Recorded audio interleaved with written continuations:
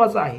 पूर्वीच्या काळी जर का आपण बघितलं तर एखाद्या जर राज्याचा राजा कोण असणार आहे हे जनतेला अगोदर माहिती असायचं का, तिकडे वंश परंपरागत अशी त्या ठिकाणची व्यवस्था होती.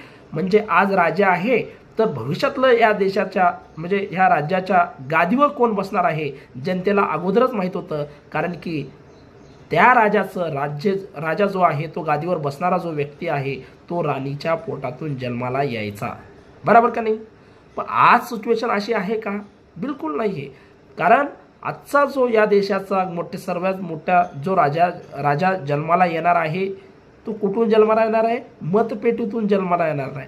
तुम्ही जे मतदान केलेलं आहे, तुम्ही जो योग्य उमेदवाराची निवड केलेली आहे त्याच्या माध्यमातून त्या राजाची काय होणार आहे? त्या ठिकाणी त्या गादीवर बसणार आहे मित्र हो.